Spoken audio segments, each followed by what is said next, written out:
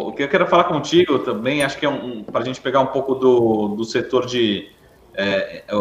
principalmente acho que o setor de varejo, assim, excluindo acho que a Carrefour hoje, a gente tem um destaque de queda no setor de varejo, né? Magazine Luiza, Via Varejo, B2W caindo hoje.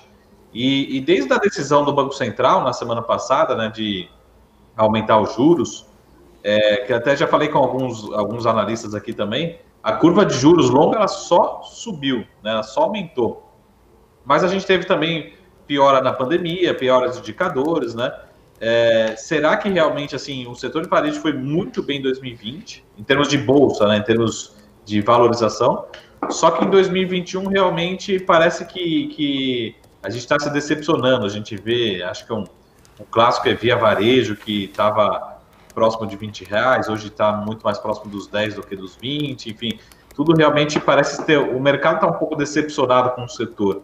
Será que a palavra certa é essa para 2021? Assim, o mercado está um pouco decepcionado com o setor, está um pouco pesado, enfim, o que pode estar jogando contra ou o inverso? Será que realmente, olhando um pouco mais para longo prazo, tem alguma oportunidade aí no setor? Né? Lembrando que a gente tem auxílio emergencial, tem alguma recuperação mais consistente talvez no segundo semestre. Como é que você está vendo esse setor aí que está um pouco nebuloso, né, de uns 2, 3 meses para cá, né? Não, exatamente, Marco. Eu acho que é uma pergunta super relevante, super importante da gente trazer aqui. E o que eu vejo, tá? Eu acho que para conseguir trazer para vocês como que eu enxergo hoje o setor de varejo em 2020, eu vou colocar tudo no mesmo bolo, né? O varejo físico, né? Varejo real e varejo virtual, que seria a parte do e-commerce. Eu vejo, Marco, que 2020, por conta da pandemia, o setor de e-commerce ele acabou servindo muito para o mercado como um porto seguro, né? Pois boa parte, o mercado como um todo, ele acabou ficando no escuro, né? Como que a gente tenta projetar o que uma determinada empresa vai ter de resultado ao ponto de que todo mundo vai ter que ficar em casa? Eu não sei como isso funciona, não sei se vai ter vacina, quando ela vai chegar, se a gente vai conseguir tratar, enfim, acho que o mundo ele tinha várias dúvidas. E aí o investidor começou a pensar, né? Poxa, quais os setores que poderiam se sair melhor pelo fato das pessoas estarem em casa, ao mesmo tempo que a vida, de certa maneira, ela tinha que continuar. E aí foi que chamou a atenção do mercado sobre o setor de e-commerce, né? Porque o setor de e-commerce permitiu que as pessoas continuassem a fazer as suas compras, as pessoas que ficaram em casa aproveitaram, né, para reformar, trocar a TV, trocar o sofá, enfim. Então isso acabou sendo muito produtivo, muito construtivo, tá, para esse setor, e eu vejo que todo aquele crescimento que era esperado para 5 anos foi antecipado para 6 meses, mas na minha humilde opinião, eu acho que isso já foi absorvido pelo mercado desde o final do ano passado. O que nós temos agora para 2021, levando em consideração que boa parte desse crescimento contratado para 2020 e para os próximos anos já estava embutido nos preços desses ativos, eu consigo enxergar hoje que acaba atuando como contrapeso para o setor de varejo a nossa atual situação econômica, em que nós vemos ali o governo numa situação super delicada, em que ao mesmo tempo que ele deve ajudar a população, ele sabe que ele não tem condições para fazer isso.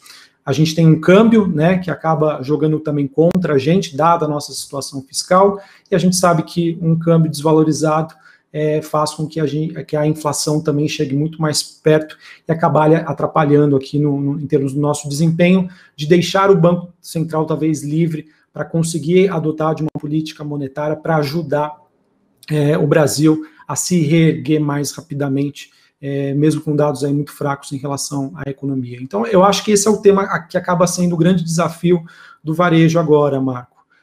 Já que, infelizmente, a gente não tem condições fiscais ali de conseguir ainda chamar a atenção do investidor internacional com taxas de juros tão baixas, o Banco Central se viu obrigado a começar um processo de normalização dos juros.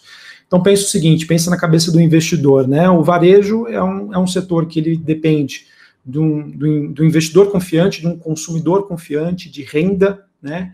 E também depende o quê? De uma manutenção ou juros cada vez mais baixos.